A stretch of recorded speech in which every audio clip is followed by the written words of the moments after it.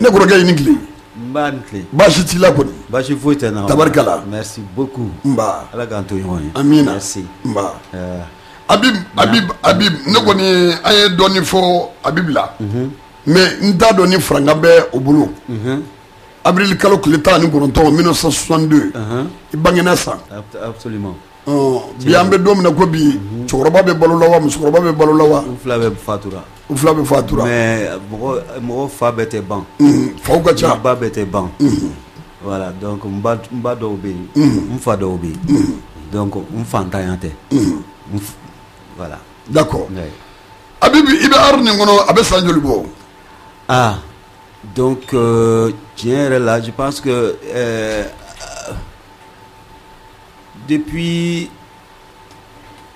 an ye Institut national des arts kɛ à partir de 81 ka taa se 85 ma n'an k'an bɛ o compter a fɛ.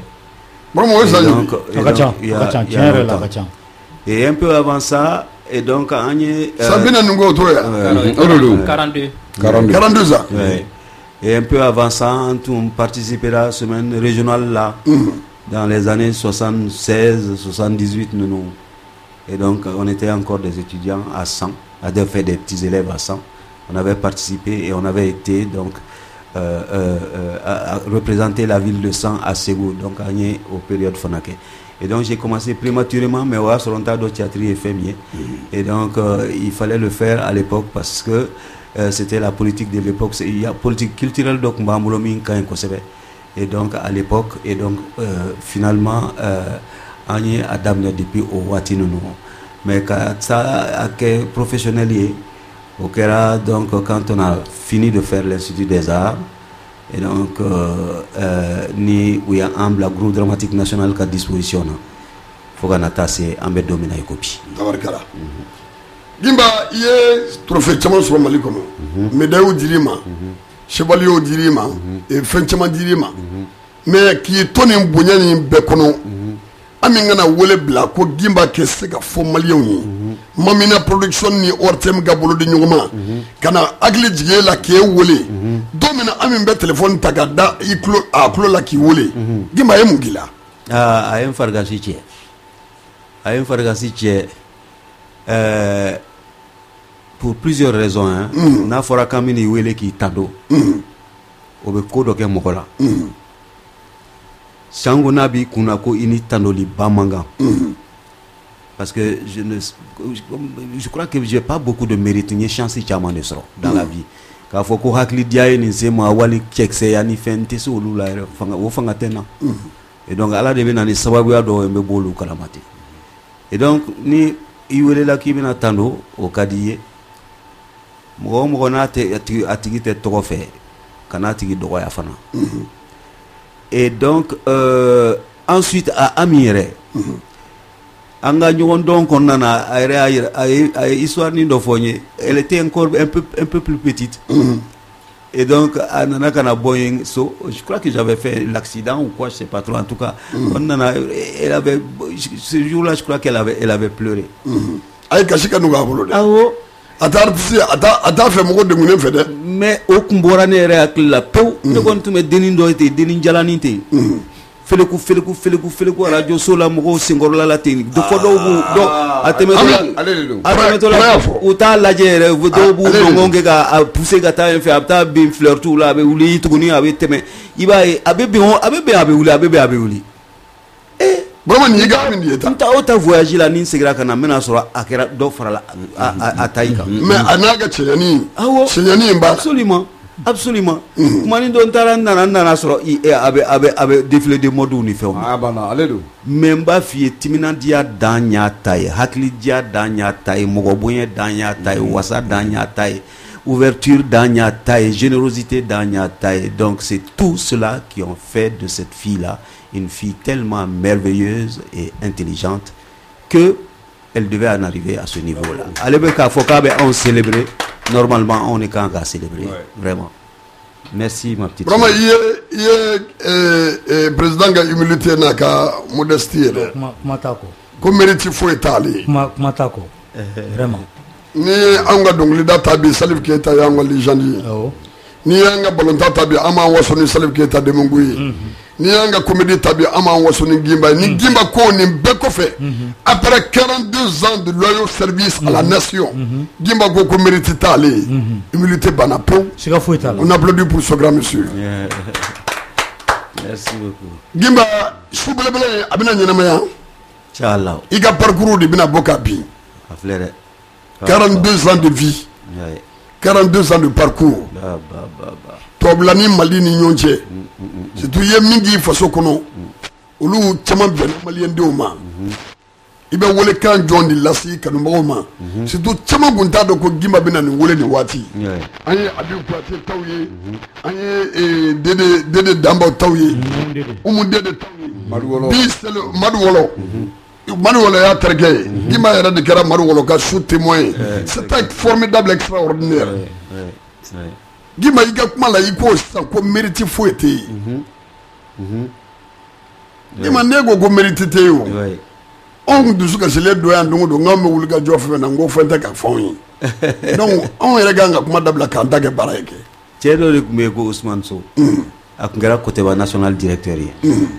A bɛ yen, il va très très bien. Ale de ye pièce de théâtre dɔ sɛbɛn. Pièce in sɛbɛnnen a y'a tɔgɔ da ko Wari. A ye anw comédien ninnu, moi j'étais le plus jeune des comédiens à l'époque. A ye ne wele ten ka na rôle dɔ ta k'a di yan ko o rôle tɔgɔ ye ko Gimba. Ne y'o rôle de jouer Ousmane Sow ka pièce sɛbɛnnen kɔnɔ. K'an wele dɔrɔn k'a fɔ ko nin jouer. N'a dara ne na ko Gimba o la ne ye effort jumɛn furu ni o la foyi ala de nana n'a sababu ye dɔrɔn tu vois c'est clair donc Barkada bɛ kɛ mɔgɔ min ye ça c'est Ousmane Sow Barkada bɛ kɛ mɔgɔ min ye ça c'est vraiment les institutions qui à l'époque avaient mis le groupe dramatique national en place et donc Barka bɛ da min o ye ni kɔrɔ minnu ye baara kɛ ɲɔgɔn fɛ parce que j'étais le plus jeune qui ont été des gens magnifiques des gens complètement généreux attentionnés et donc avec des poches pleines de bénédictions qu'il nous donnait comme ça. Et donc, on y aurait bénéficié. On bɛ Ala fo. Vraiment. Burama ɲininkali tun b'i bolo. ɲininkali min bɛ n bolo kuma daminɛ la o de ye k'a fɔ i da sera Gimba ka parcours ma. A ye tɛmɛna sira caman fɛ a ye comédie kɛ comédien don a ye livre sɛbɛn a ye kanbɔ hali jamana ɲɛmaaya nɔfɛ Gimba ye nin bɛɛ lajɛlen kɛ mais Gimba dɔnna ni fɛn min ye o de ye art ye art i b'a ye anw ka jamana kɔnɔla la bi mɔgɔ de bɛ wuli dɔrɔn diɲɛ bɛɛ b'a tɔgɔ fɔ dɔrɔn suko ni dugusɛjɛ cɛ i b'a ye a bɛ bin o kama an ye ɲininkali caman kɛ maaw b'a caman de b'a fɔ ko art ye étape de ye ko ni étape dɔ brûler dɔrɔn k'i bɛ bin yala art yɛrɛ ye mun de ye e bolo i bɛ se ka ɲɛfɔli jumɛn k'a la maa n'a bɛ wolo de wa a bɛ kalan de wa mun de don.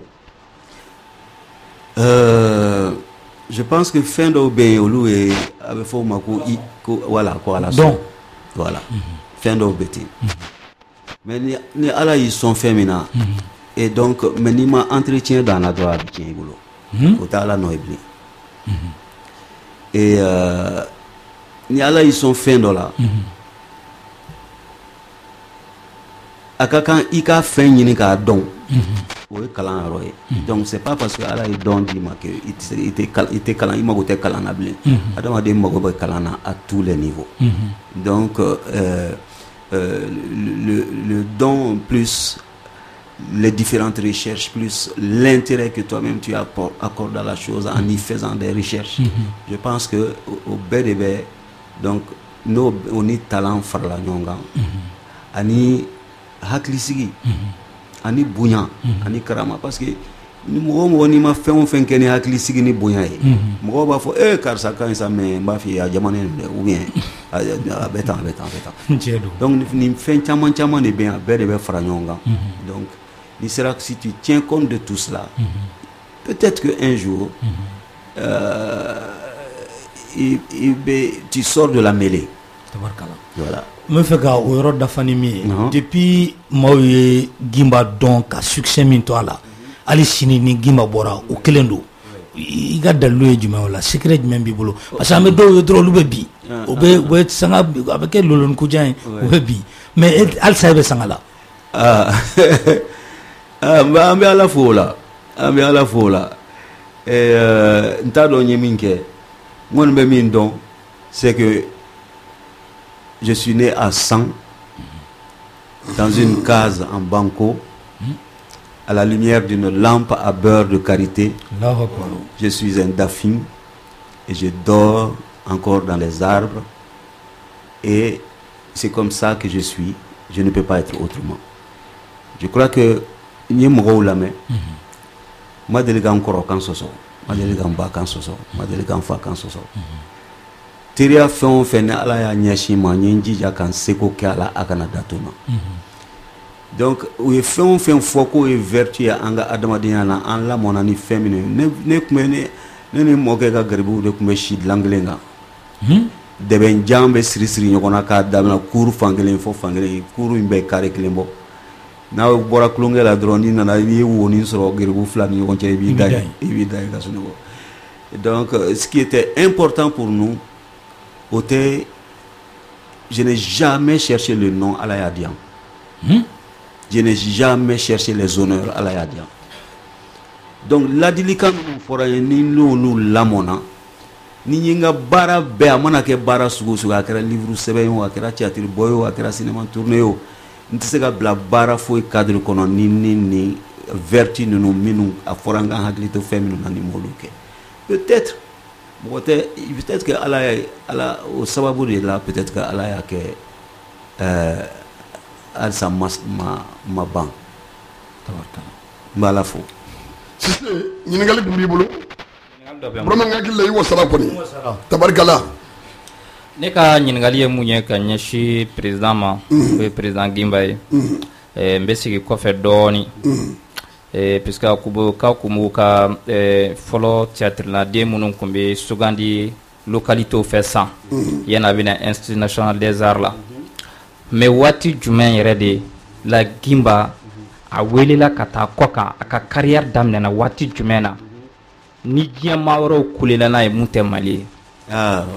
Ouais, donc waati dɔ la an tun bɛ Maliko kɛlɛ la et finalement ni Ousmane ministère de la culture mɔgɔw ye kɛlɛ dɔ kɛ parce que an ye kumakan dɔw fɔ donc finalement a kɛra furugu ye an n'u ni ɲɔgɔn cɛ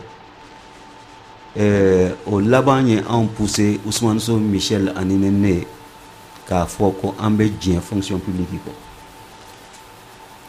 Et donc, au Kélé, comme on m'a fait un calani théâtrité, on est obligé qu'à voilà, ça me fait un ballon, noter avec un baraye. Et donc, finalement, il y a un groupe unido qui s'est et donc, qu'a essayé d'évoluer en dehors de ça. Mais alors, au Kofé, on commençait à gâter sur le CV. A taxi do kɛra sababu ye donc ka taa ni festival dɔ la o festival kelenw sen fɛ donc mɔgɔw commencera ka a spectacle san donc an ye duguta caman ni duguta janw kɛ n'olu ye donc ça c'était on va dire vers les années 80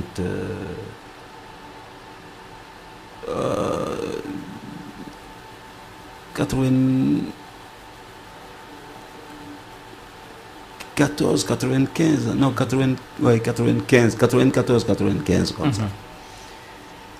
Et donc, le texte où c'est on va monter ou à donc me tourner on y fait un jour, j'ai donné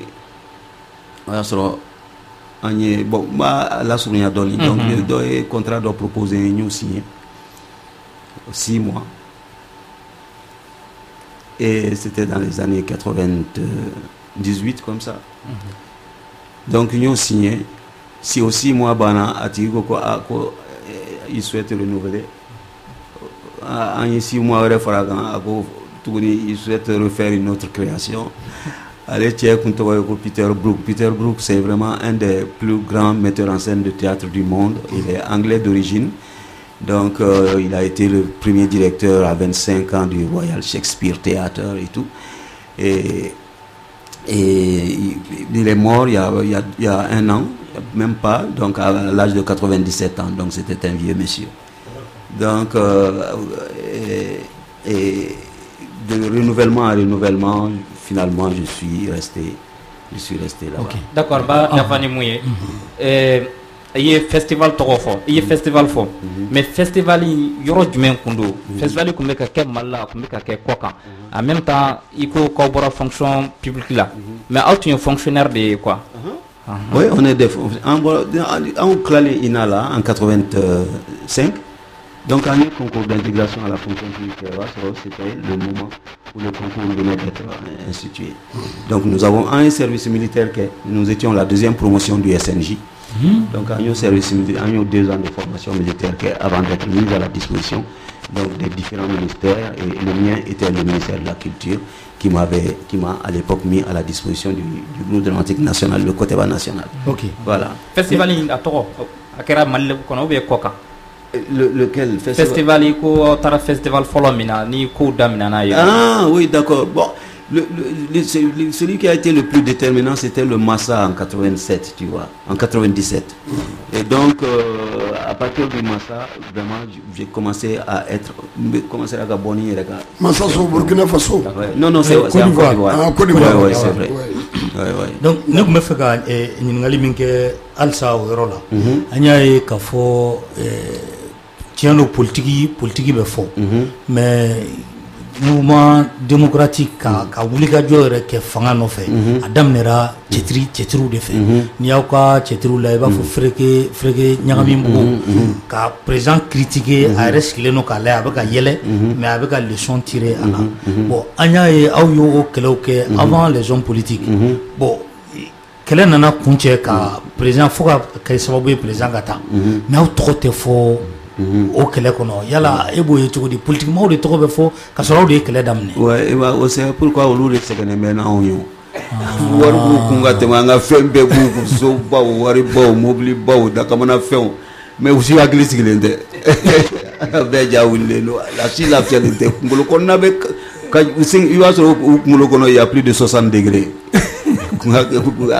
esprit cerveau bɛ ka bouillir u kunkolo kɔnɔ ka sɔrɔ aw de ye kɛlɛ daminɛ. mais évidemment donc fɛn o fɛn n'i b'a kɛ dans la vie a to a ka kɛ ni sincérité ye bani ala ɲɛ bɛ fɛn bɛɛ la foyi tɛ dogo ala la. mais tout le monde sait parce que quand Ousmane Sona ka cɛdenw bɛ wari kɛ don min a don il y avait pas parti politique kun tɛ yen radio privé kun tɛ yen journaux privés kun tɛ yen politique mɔgɔ foyi kun tɛ yen qui réclamait officiellement qui pouvait affronter. Musa de kun bɛ yen dɔrɔn. dɔw b'a fɔ k'olu kun bɛ dugu la il y a plus de 10 ans 20 ans ça c'est le. o dɔw mɛna dugu la. voilà exactement. ne tɛ se ka bɔ a waatiw. Quand wari kɛra ka ban dɔrɔn un peu après il y a eu les premiers journaux libres, les premières radios libres, les premiers marcheurs guidés par les Moussa Bala quelque chose comme ça. Moussa Bala Keïta de Mayambou. Moussa Bala Keïta de Mayambou. Les jeunes frères. Oui. Et petit à petit les gens ont commencé à sortir, à marcher.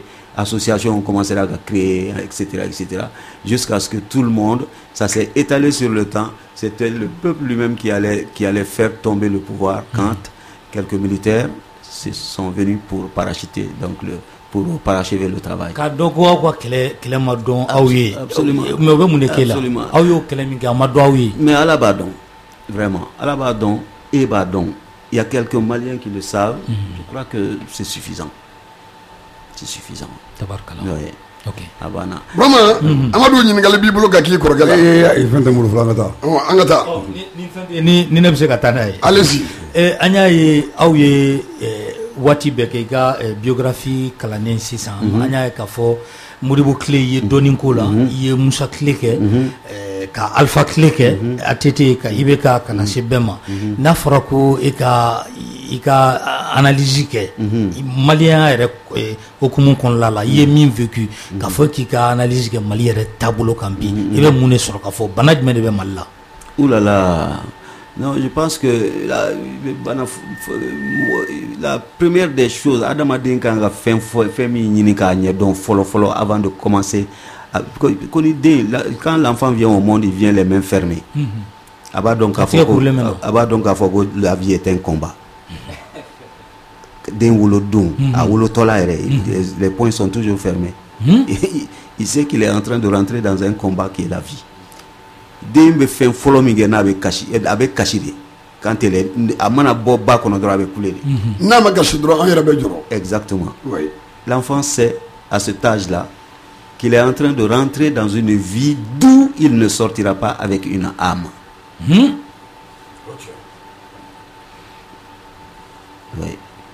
Donc je pense que la première des choses qu'on doit chercher à faire, c'est de rentrer à l'intérieur de nous-mêmes, que chacun, c'est un travail individuel que chacun doit faire. Que chacun doit faire, rentrer dans nous-mêmes, chercher à savoir qui nous sommes et ensuite affronter la vie. Mais malheureusement on a Tantambolo et puis on a étape où brûlé. Et ça se retourne contre nous. Ma fille, Jomo Kenyatta, le père de l'indépendance du Kenya, c'est son fils qui est aujourd'hui président. Il a remplacé la Kosanina. William est retourné. Tout à fait. Et il a eu Jama Faranyonga. Bon, maintenant, quand c'était le moment de chercher l'indépendance en Afrique, donc il y a eu Jama Faranyonga. Quels sont ceux qui veulent qu'on se bat pour obtenir notre liberté? Ceux-là peuvent rester dans la salle, les autres peuvent sortir. Djama Fanglembora. Minun Touraï à Koluma. Quels sont ceux qui veulent qu'on se batte jusqu'à y laisser notre vie pour notre indépendance? Ceux-là peuvent rester, les autres peuvent sortir. Djama Fanglembora.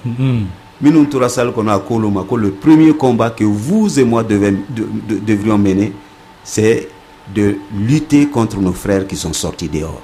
C'est ce combat que l'Afrique n'a pas su engager et gagner. Et le Mali est dans le même cas. Absolument.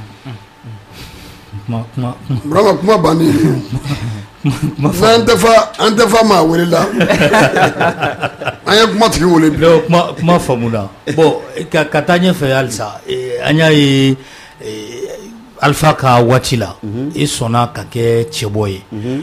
Ma caman y'a fɔ ko walasa ka Mali démocratie ka magnifier diɲɛ k'a dɔn k'a fɔ ko démocratie yɛrɛ de bɛ Mali la ko Alpha ye nafolo di ma Kiki Kambo. I y'a kuma mɛn. Une fois Alpha au palais des congrès, j'étais avec Youssouf Bala Coulibaly. Moussa Bala Coulibaly qui est décédé. Tchaman Fa.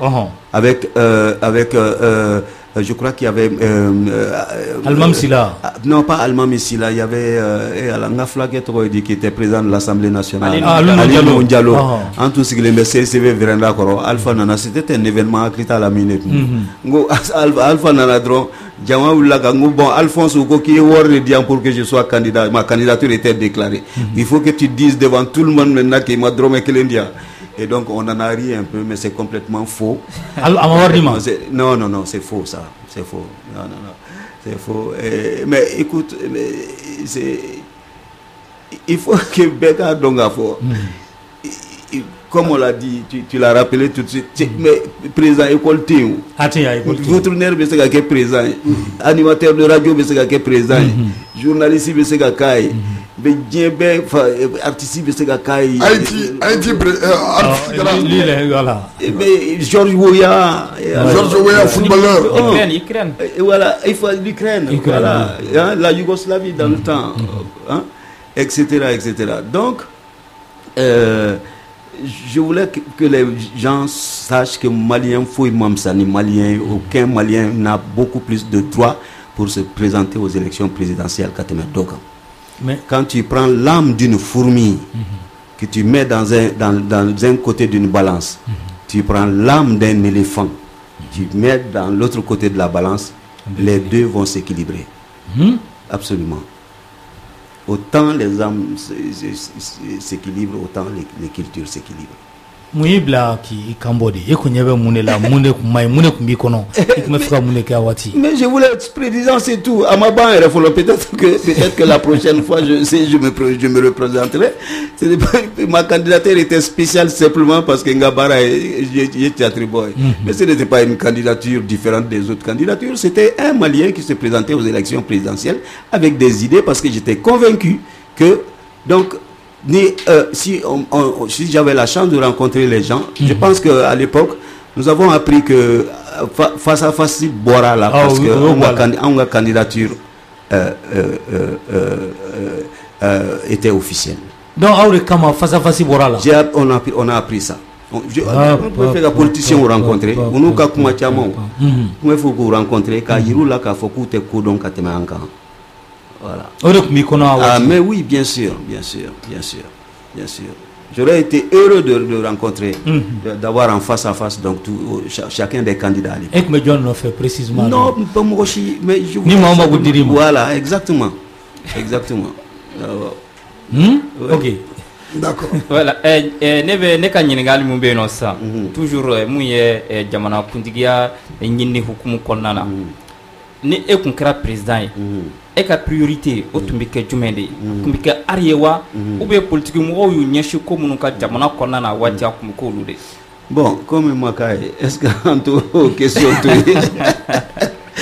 parce que ni sugu de si bon ni avec tout comme Makaye Gaba, mais je pense que voilà, j'aurais pu peut-être faire mieux peut-être. Donc au cas où Ousmane Dembélé même joué Barça là, ko yala ki dendo akungadinya kagende note ma fille Omar Bargo kumbe wor soro a neve akuma radio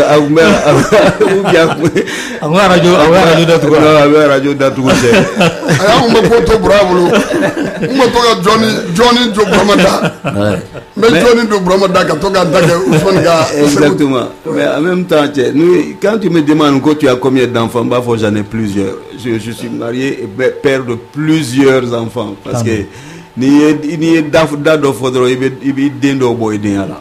I kroge bedin beidin, I teri bedin idin, I dogomso chema, I dogomso den beidin. Et donc ni kokibi je vais pas éliminer certains de mes enfants. D'accord, Broma, amène une galère là parce que face à face, ni à troisième session, à deuxième numéro ni. Gimba dibe à l'affiche. Gimba anana ye kafo. Dosra ami aya sonyo gri. À la dimension même de Gimba, on va faire au moins à un événement. Aïe bina fera comme au gata wadru watambo ka Gimba nadie en VIP. À quand de Koumalien d'on fait pour tout ce que vous avez donné au peuple malien. Mais bien anga ye tige bakele, quartier bafla. Et surtout anana ye minu net génération clé. Comme Fatmata Batoulinyang et Ambiko Bi et Suleiman Aïdraga Souleymani, Zigri champion, Angata Nadja Baba Nadjo, au lieu de bien pour parrainer, pour donner encore de Tunis à cet événement, avec Mungila Gima. Non, mais tu me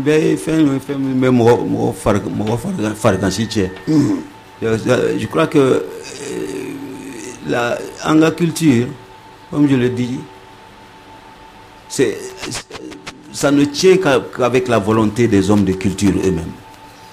Ani, c'est quelques personnes, sinon État, Malika, ministère de la Culture a budget 0,9%. Alors, si on n'a pas des hommes de culture qui se battent comme ça, des gens qui aiment la culture, comme vous, comme toi, comme Ami, comme ceux qui aiment la culture, comme Baba Nadjo, comme Batouli, Nyang, comme Zigris champion, comme toutes ces personnes-là. Qu'est-ce qui va se passer? Vraiment. Donc, c'est un sentiment de reconnaissance. Je suis submergé d'émotions quand je vois qu'il y a des gens qui s'intéressent à ça. Nous allons dire que nous avons Madame Sidibé Mawa Aïdara. Nous avons Agawuligajo. Il y a un événement Bella. Et Mandeka événement. On peut pas faire fena. Et on y a do ami Sabiala. Mais ma demande abe ma jadouir là. Donc ayele Gimbaka Keneka. Comme madame de l'événement. Comme ami fena mami Kembeka événement il l'a bien. Na konye mugaba lebulu. Nous mamina production ni aleni ORTM gabulu di nyoma.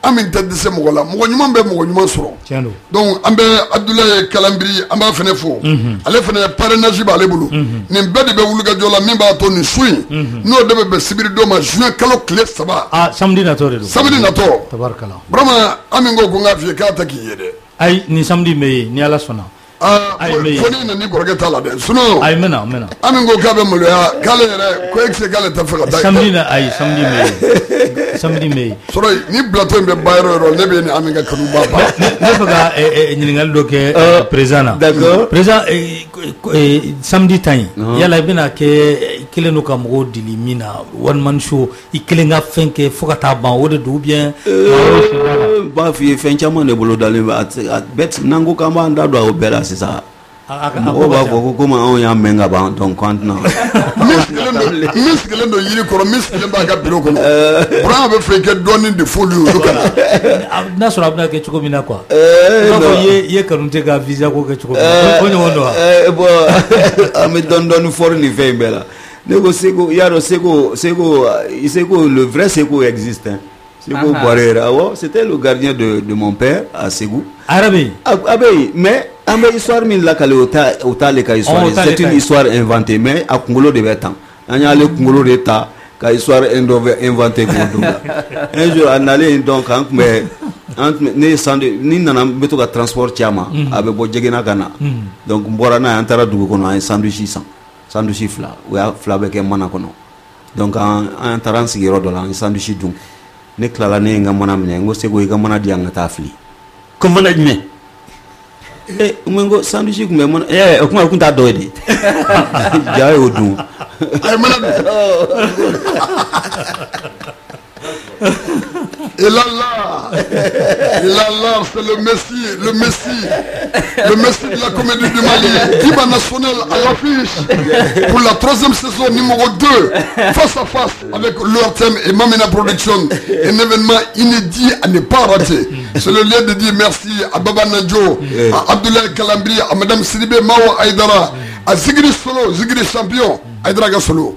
Vraiment, ni qu'on m'a yé, on sera Bakele et Karti Bafla. Surtout Ami Edge avec Karti Dificasso. Non, mais.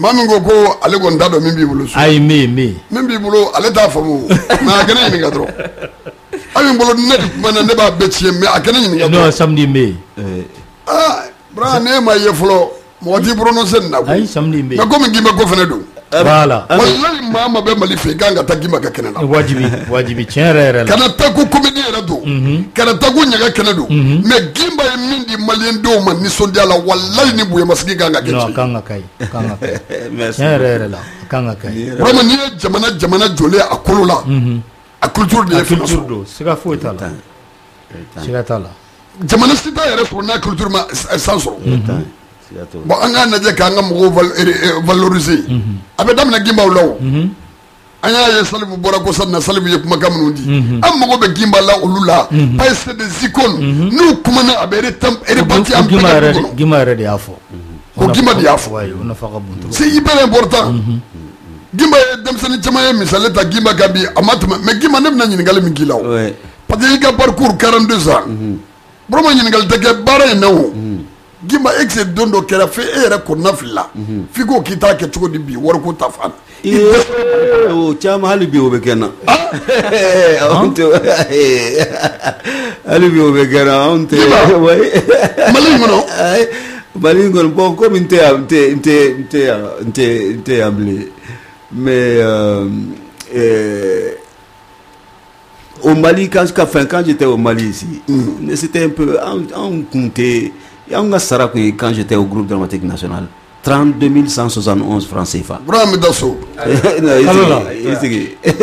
Kalola. 32 171. Et puis bon, je n'ai pas le sens de l'économie.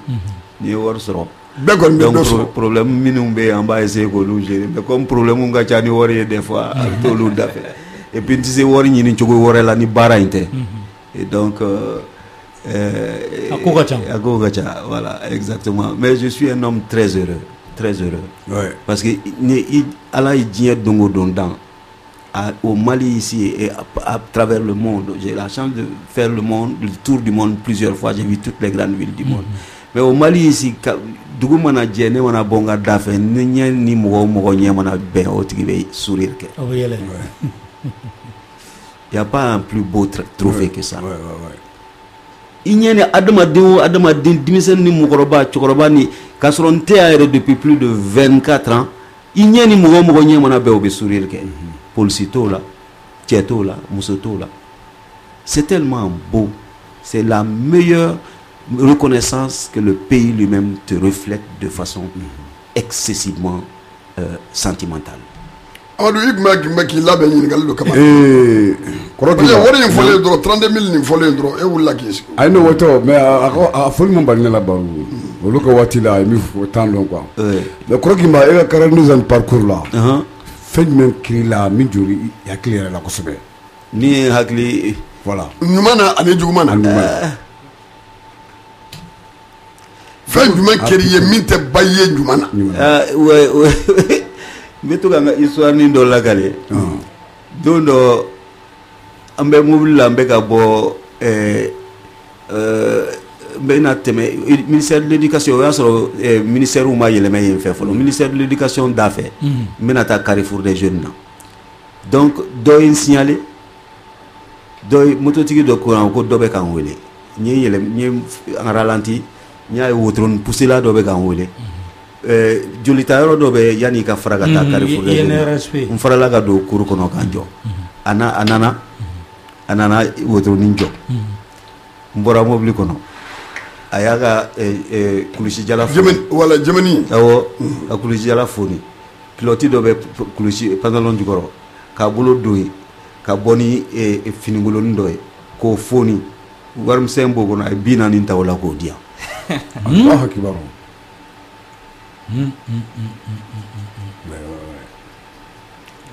Quelle valeur on peut donner à ça? Quelle estimation? Il sait quoi estimer. C'est incroyable. Alors ça c'est des choses qui peuvent te marquer toute ta vie. Mais fin du même keri la malisigi yɛrɛ bɛ min y'i tɔɔrɔ fo don dɔ la yɛrɛ e ye ɲininkali kɛ ko e cɛ bɛ ka min kɛ Mali kɔnɔ k'a donnen don wa? Min ye n tɔɔrɔ vraiment généralement ni ko ye n tɔɔrɔ je crois que Ala ye fɛn dɔ nɔgɔya n ye la force de comme je me suis fait encaisser là kosɛbɛ. J'endure beaucoup de choses et donc la douleur peut me transpercer mais a tɛ se ka n déséquilibrer. Et donc du coup n tɛ se k'a fɔ fɛn kelenna min bɛ yen ko min ye n sɔgɔ kosɛbɛ sur le Mali ta fan fɛ adamadenya na il y a des choses qui se passent évidemment donc il b'olu gérer. Mais Koroki ma ni flan ɲɔgɔn n'o Michel Sangare aw tun cɛ ka gɛlɛn dɛ. Ok. Michel ye Michel tun ye kabako mɔgɔ de. Ouais, ça c'est vrai. Mais n'i sera ka Michel ka saya surmonter i bɛ se ka fɛn caman surmonter. Ça c'est vrai. Amadou Hampâté-Bâ ko il y a un personnage dans ces livres comme Mabal. Mabal a bɛ gese da a bɛ woro ɲimi a bɛ siramugu min a bɛ dulɔ min a bɛ gese dan kɛ un très très grand tisserand a bɛ se dɔnkili da la kan ka di Amadou Thierno Bokar ka kalandenw u bɛ yala la ko u b'a filɛ fataw ni fɛn wa don dɔ Thierno Bokar ko a ka kalandenw ma ko aw ɲɛ bɛ nin Mabal min na Mabal c'est comme de l'or. L'or, quand tu prends de l'or, tu le mets dans un chiffon sale, tu le jettes sur un tas d'ordures. Pendant des années, des dizaines d'années, Imonata Sanoukelenta Labo, l'or aura toujours la même valeur que l'or qui se trouve dans les vitrines à Anvers. Aurékoué Michel. Nia physiquement, il va faut dépraver les noms. Mais son intérieur était fait d'or et de diamants. C'est pourquoi quand il est mort, journaliste Tchamananako, évidemment c'est normal que ce soit vers moi qui vienne. Pour une fois, permettez-moi de ne pas parler.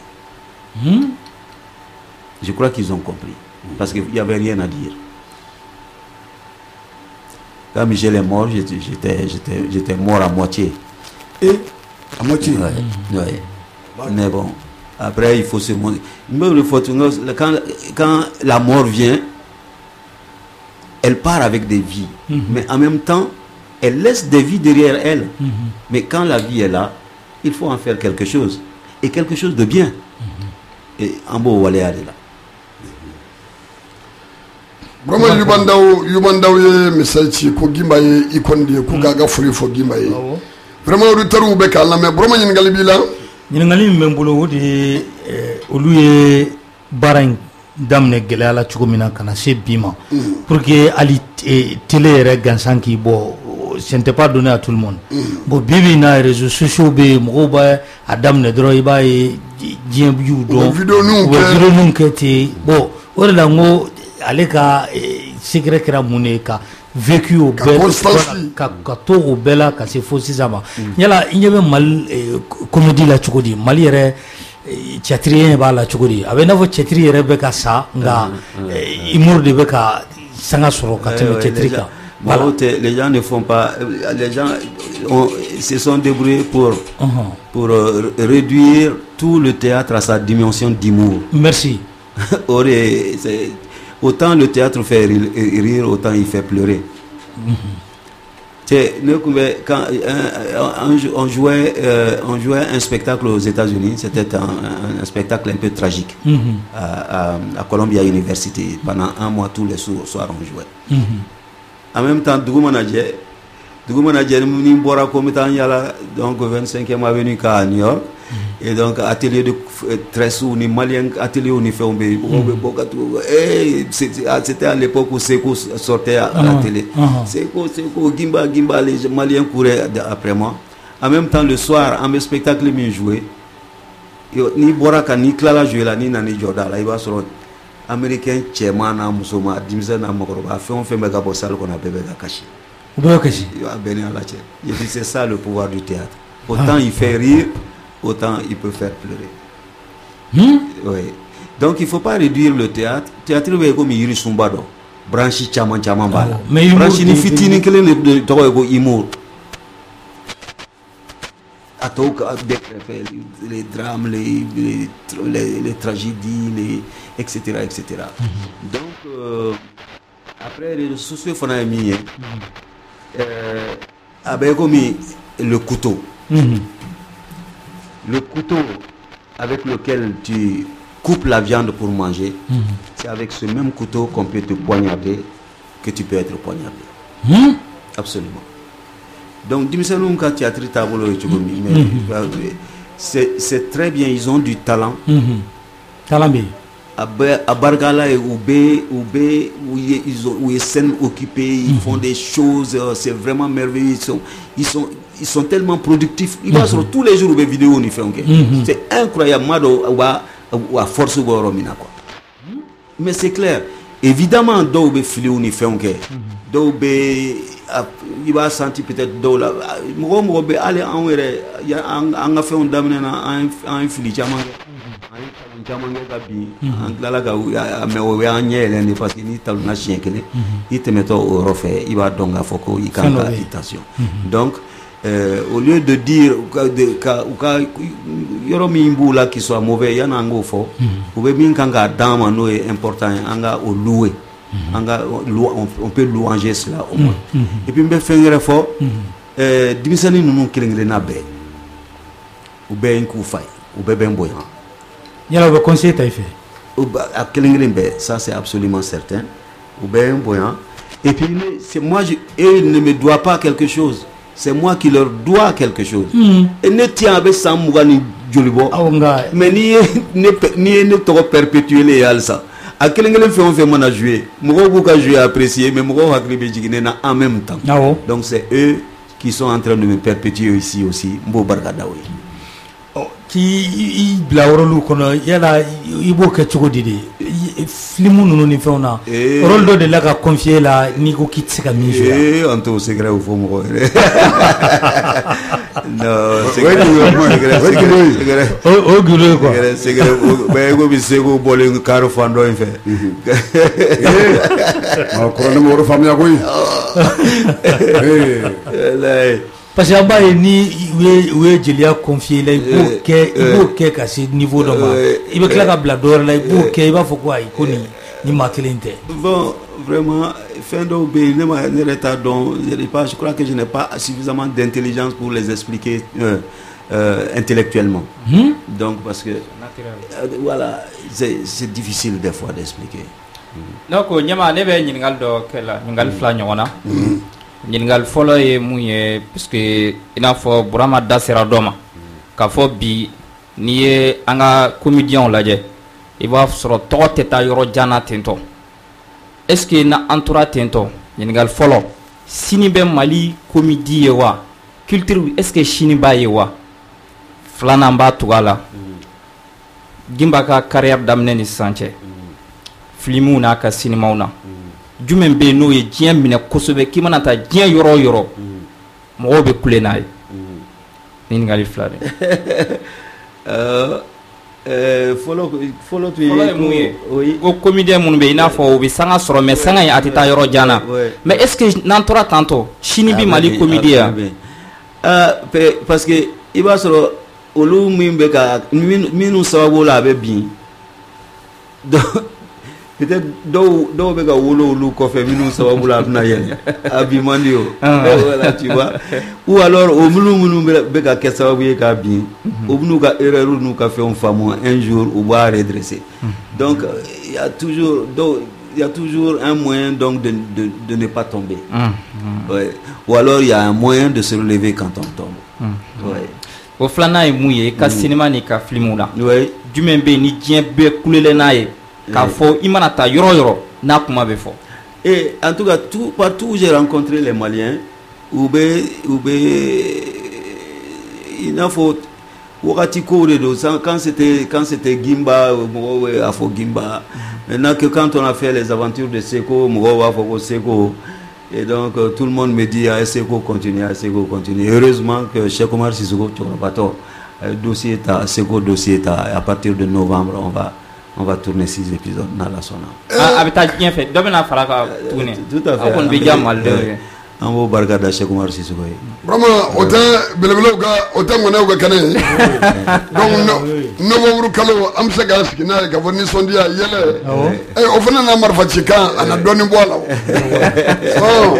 Don o don bin kɛra mɔgɔw kan waati dɔ la ninnu kɛ ka mɔgɔw hakili sigi a fana ka ɲi. Vraiment an bɛ maaw hakili lajigin ka fɔ Gimba b'an bolo yan. Gimba national n'o ye Habib Dambele maliyɛnw ka Gimba maliyɛnw ka Habib Dambele maliyɛn den min n'a y'a bɛɛ di faso ma a ye wele bila fasodenw ma k'an bɛɛ ka bɔ sibiridon juin kalo tile 3 surɔfana tɔw mana don nɛgɛ kanɲɛ 20 20 heures de don 20 heures vraiment firi ye ko 20 heures 20 heures i dun tɛ bɔ 20 heures ka so ayi n bɛ bɔ 20 heures o tuma n buramuso an